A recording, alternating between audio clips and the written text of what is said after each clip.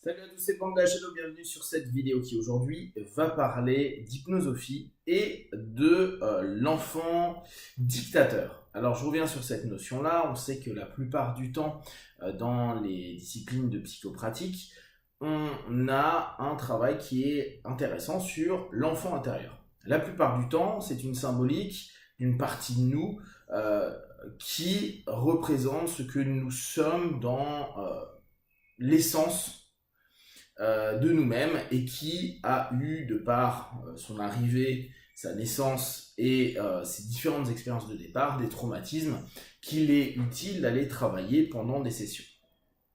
Il y a quelques années, moi j'étais vraiment fan de cette notion-là, et puis avec le temps, je me suis dit, c'est marrant, j'ai travaillé beaucoup avec l'enfant intérieur, et il est assez chiant l'enfant intérieur. Il est chiant, il me donne des retours d'informations qui sont pas du tout congruents ou des éléments qui sont plutôt embêtants, voire il devient un dictateur de ma vie d'adulte.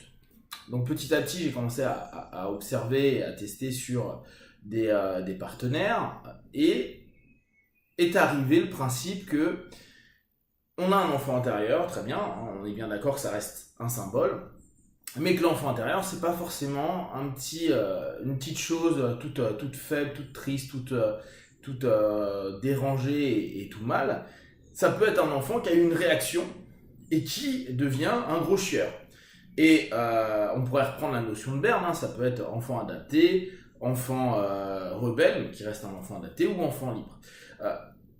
Et ce qui a été intéressant, c'est qu'en continuant un petit peu ce principe-là, je me suis rendu compte qu'énormément de partenaires, et je m'inclus aussi dedans, avons des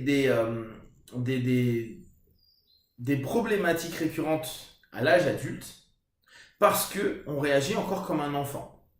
En somme, l'adulte qui devrait être composé de l'enfant et du parent, si on reprend la notion athée, avoir un équilibre qui lui permet à la fois comprendre les émotions et à la fois comprendre, on va dire, les règles et le surmoi, très souvent, il est terrorisé par un enfant qui l'a été ou qui a réagi à des choses et qui maintenant prend un peu le lead sur sa vie et le fait composer avec les différents éléments de sa vie comme s'il avait 2, 3, 4, 5, 6 ans, 7 ans. Et que nous, en tant qu'adultes, l'adulte subit la dictature de l'enfant. Parce que quand j'étais petit, il y a eu de la violence. Parce que quand j'étais petit, j'ai reçu ça. Parce que quand j'étais petit, j'ai pas eu d'amour. Parce que quand j'étais petit, ceci, cela.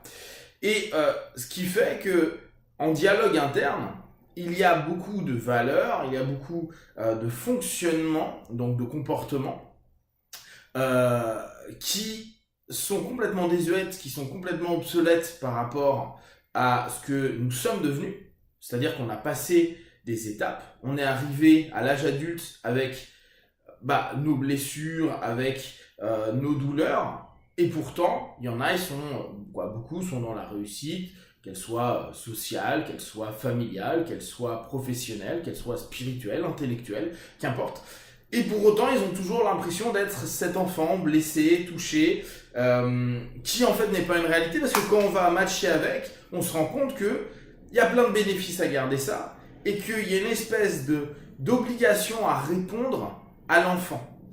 Ce qui est intéressant, c'est que très souvent, on a l'habitude dans l'enfant intérieur d'aller dealer avec, de lui demander pardon, de l'aimer, chacun a ses travaux symboliques avec.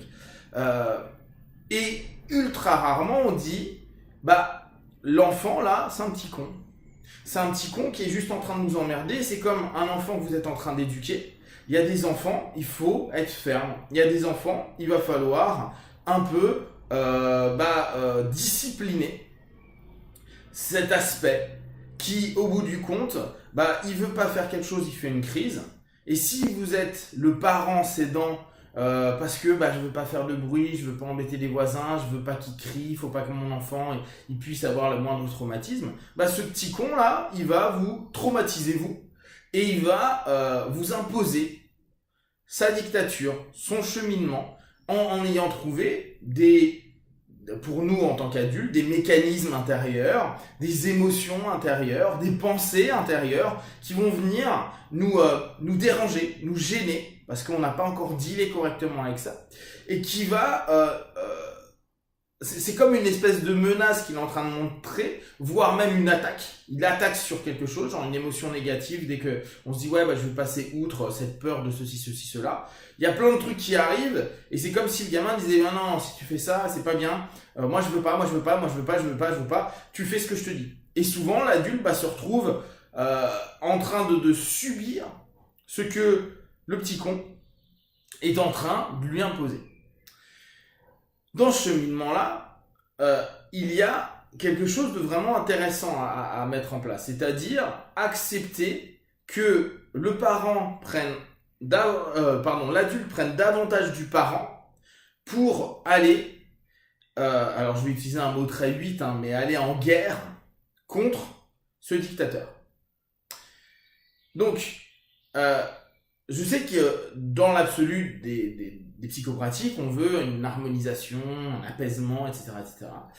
Pour autant, si vous êtes sous le feu d'une partie de vous, avant de demander la paix, parfois il va falloir montrer à cette partie de vous que non, là c'est bon, tu commences à me saouler, et que dans cette espèce d'ambivalence que vous pouvez avoir avec vous-même, vous pouvez, vous, consciemment, et après subconsciemment, à travers du travail que vous allez faire, en hypnose, sophro, PNL, psychanalyse, ce que vous voulez, reprendre cette notion de décision et dire c'est bien, mais maintenant c'est pas toi qui décides. Vous savez, l'espèce de phrase assez commune de beaucoup de parents qui dit à l'enfant mais c'est pas toi qui décides, c'est moi.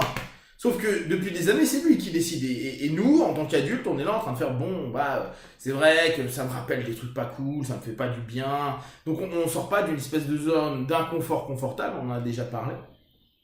Et donc, il est intéressant d'aller préparer notre offensive vis-à-vis de l'enfant. Alors, c'est quelque chose qui, pour en avoir parlé avec d'autres praticiens et autres, il y a des moments où ils disent, non, l'enfant intérieur, c'est beau, c'est doux, c'est l'harmonie, c'est l'essence de ce que l'on est. Je vous rappelle, moi, dans un de mes... ça a de l'importance pour ce qui va suivre, mais dans une de mes perceptions, l'humain, il n'est pas bon. Il naît très animal, mais il n'y a pas de bonté spécifique. Il n'est pas bon ou mauvais, ça va être l'environnement, sa manière de s'adapter et sa manière de survivre, si on prend la notion instinctive animale, qui va faire que on va estimer que c'est bon ou c'est pas bon, et en fonction des strokes qu'il va recevoir, il va adapter des comportements et des cheminements intellectuels. Donc, la notion de l'enfant intérieur, il est bon, il est juste, ou ce que je suis en tant qu'entité initiale, c'est beau, c'est ésotériquement plein d'énergie, d'amour universel, etc. J'y adhère pas vraiment. En tout cas, c'est pas ce que j'ai pu observer et sur moi et sur des partenaires. Donc, l'idée là, c'est d'aller dire on va se mettre en chemin pour commencer à avoir une stratégie sur les différents éléments qui sont gênants par rapport à cet enfant dictateur. Donc, ce qui est intéressant, c'est d'aller faire ressurgir à la surface les différents éléments et les différents patterns qui sont récurrents depuis extrêmement longtemps à l'intérieur de nous, et de se dire, mais attends, ça, c'est quoi comme problématique? Ça vient d'où? C'est quoi cette croyance? C'est quoi cette façon de fonctionner? Je vous prends un exemple concret. Moi, je travaillais sur... hier, je papotais avec Boopset, et à un moment, on parlait du fait que moi, j'aime pas spécialement l'humanité, l'humain, etc. Et je me suis dit... ce matin, cool, je vais travailler sur ça à nouveau pour voir, tiens, où est-ce que ça m'emmène par rapport justement à l'enfant intérieur. Donc l'enfant dictateur. Et ce qui est intéressant, c'est que donc, en replongeant là-dedans, je vois toutes les croyances et toutes les perceptions du monde extérieur, et surtout ce que ce monde extérieur va ramener à cet enfant-là. Parce que au bout du compte, on sait très bien qu'on ne changera pas un monde ou des éléments externes à nous.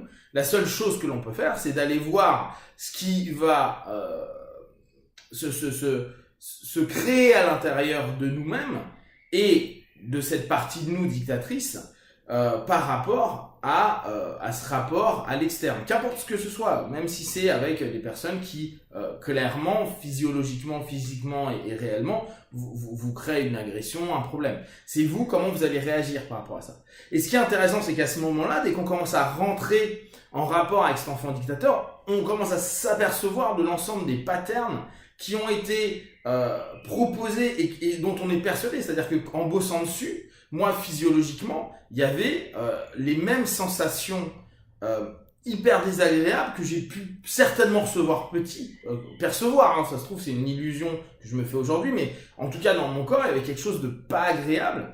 Et quand j'ai commencé à mettre petit à petit tout un ouvrage, alors ça dure un certain temps, hein, pour commencer à les dealer avec ce dictateur, le dictateur ne veut pas discuter, ne veut pas. Alors on peut faire une thérapie des parties, on peut faire plein de trucs, il veut pas. Il est en mode dictature. La dictature, c'est pas une notion où il va y avoir de compromis. On va être dans l'opposition. Bon, d'autant plus, moi, avec, on va prendre en compte hein, mon énéatype, ma personnalité, etc., où le conflit, la guerre est quelque chose de normal pour moi. Donc ça sera certainement différent avec d'autres personnes. Néanmoins, il faut partir avec cette notion-là. Une dictature, on ne deal pas forcément avec. Quoique aujourd'hui, on nous prouve l'inverse. Mais on va aller vers petit à petit voir les zones à aller reprendre. Et puis c'est aller faire une guerre territoriale interne, donc émotionnelle, physique, des valeurs, des croyances, etc. Et petit à petit, aller démanteler la dictature de cet enfant-là. Ça peut demander du temps, ça va demander du temps, parce qu'il y a quand même pas mal de choses. Et ce qui est intéressant, ça va être de voir comment ça ressurgit dans l'adulte que vous êtes, donc posture d'adulte, dans votre quotidien, et par rapport à ce que vous allez vivre, et comment vous allez vivre de nouvelles expériences, si vous avez pu recadrer l'enfant intérieur, qui devient moins un dictateur, qui va peut-être être un chieur, mais moins un dictateur, et donc reprendre votre place dans vous-même, vis-à-vis de vous-même. Et certainement, après, indirectement, par rapport au monde extérieur. Si vous avez des questions et des remarques, partagez-les sur Facebook, YouTube, j'y répondrai le plus rapidement possible. Et comme d'habitude, de tout ce que je propose, ne prenez que ce qui est bon et juste pour vous. Testez, observez, analysez et concluez. Be one, ciao.